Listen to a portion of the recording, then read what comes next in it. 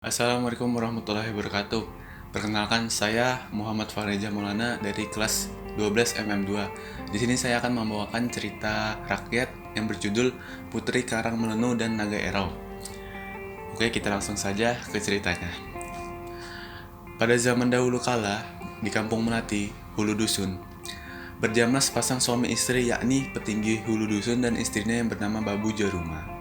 Usia mereka sudah cukup lanjut dan mereka belum juga mendapatkan keturunan. Mereka selalu memohon kepada dewa agar dikaruniai seorang anak sebagai penerus keturunannya. Suatu hari, keadaan alam menjadi sangat buruk. Hujan turun dengan sangat lebat selama 7 hari dan 7 malam. Petir menyambar, silih berganti, diiringi gemuruh guntur dan tiupan angin yang cukup kencang. Tak seorang pun penduduk Hulu Dusun yang berani keluar rumah, termasuk petinggi Hulu Dusun dan istrinya. Pada hari ketujuh, persediaan kayu bakar untuk keperluan memasak korya ini sudah habis. Untuk keluar rumah mereka tak berani karena cuaca yang sangat buruk. Akhirnya petinggi memutuskan untuk mengambil salah satu kasau atap rumahnya untuk dijadikan kayu bakar. Ketika petinggi Hulu Dusun membelah kayu kasau, alangkah terkejutnya ia ketika melihat seekor ulat kecil sedang melingkar dan memandang ke arahnya dengan mata yang halus, seakan-akan minta dikasihani dan dipelihara. Pada saat ulat itu diambil petinggi, keajaiban alam pun terjadi. Hujan yang tadinya lebat disertai guntur dan petir selama 7 hari 7 malam, seketika itu juga menjadi reda. Hari kembali cerah seperti sedia kala. Dan sang surya pun telah menempatkan dirinya di balik iringan awan putih. Seluruh penduduk Hulu Dusun pun bersyukur dan gembira atas perubahan cuaca ini. Ulat kecil yang tadi dipelihara dengan baik oleh keluarga petinggi Hulu Dusun, Babu Jaruma sangat rajin merawat dan memberikan makanan berupa daun-daun segar kepada ulat itu. Hari berganti hari, bulan berganti bulan. Ulat itu membesar dengan cepat dan ternyata ia adalah seekor naga. Suatu malam, petinggi dusun bermimpi bertemu seorang putri yang cantik jelita yang merupakan penyembahan dari naga tersebut. Ayah dan bunda tak usah takut dengan Ananda, kata sang putri. Meskipun Ananda sudah besar dan menakutkan orang di desa ini, izinkanlah Ananda untuk pergi dan buatkanlah sebuah tangga agar dapat meluncur ke bawah. Pagi harinya, petinggi Hulu Dusun menceritakan mimpinya kepada sang istri. Mereka berdua lalu membuat sebuah tangga yang terbuat dari bambu. Ketika naga itu bergerak hendak turun, ia berkata dan suaranya persis seperti suara putri yang didengar dalam mimpi petinggi semalam.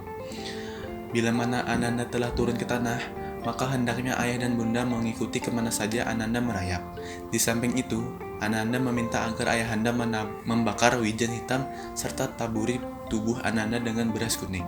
Jika Ananda merayap sampai ke sungai dan telah masuk ke dalam air, maka iringilah buih yang muncul di permukaan sungai. Sang naga pun merayap menuruni tangga itu sampai ke tanah dan selanjutnya menuju ke sungai dengan diiringi oleh petinggi dan istrinya. Setelah sampai di sungai, berenanglah sang naga berturut-turut 7 kali ke hulu dan 7 kali ke hilir, dan kemudian berenanglah ke tepian batu. Di tepian batu, sang naga berenang ke kiri 3 kali dan ke kanan 3 kali, dan akhirnya ia menyelam. Di saat sang naga menyelam, timbullah angin topan yang dahsyat. Air bergelombang, hujan, guntur, dan petir bersaut-sautan. Perahu yang ditumpangi petinggi pun didayung ke tepian. Kemudian seketika keadaan menjadi tenang kembali. Matahari muncul kembali dengan disertai hujan rintik-rintik. Petinggi dan istrinya menjadi heran. Mereka mengamati permukaan sungai Mahakam, mencari-cari di mana sang naga tadi berada. Tiba-tiba, mereka melihat permukaan sungai Mahakam dipenuhi dengan buih. Pelangi menumpukan warna-warninya ke tempat buih yang meninggi di permukaan air tersebut. Babu Jaruma melihat seperti ada kumala yang bercahaya berkilau-kilauan. Mereka pun mendekati ke gelembung buih yang bercahaya tadi, dan alangkah terkejutnya mereka melihat di gelembung buih itu terdapat seorang bayi perempuan sedang berbaring di dalam sebuah gong. Gong itu kemudian meninggi dan tampaklah naga yang menghilang tadi sedang menjunjung gong tersebut. Semakin gong dan naga tadi meninggi naik ke permukaan air, nampaklah oleh mereka binatang aneh sedang menjunjung sang naga dan gong tersebut. Petinggi dan istrinya ketakutan melihat kemunculan binatang aneh yang tak lain adalah Lembuswana. Dengan segera petinggi mendayung perahunya ke tepian batu. Tak lama kemudian, perlahan-lahan Lembuswana dan sang naga tenggelam ke dalam sungai. Hingga akhirnya yang tertinggal hanyalah gong yang berisi bayi dari kayangan itu. Gong dan bayi itu segera diambil oleh Babu Jaruma. dan dibawanya pulang. Petinggi dan istrinya sangat bahagia mendapat karunia berupa seorang bayi perempuan yang sangat cantik. Bayi itu lalu dipelihara mereka, dan sesuai dengan mimpi yang ditunjukkan kepada mereka, maka bayi itu diberi nama Putri Karang Melenung. Bayi perempuan inilah yang kelak akan menjadi Raja Kutai Kartanagara yang pertama, yaitu Aji Batara Agung Dewa Sakti. Hikmah yang bisa diambil dari cerita tersebut adalah, jika kita ingin menginginkan sesuatu, hendaklah kita berdoa dan terus bersabar kepada Tuhan.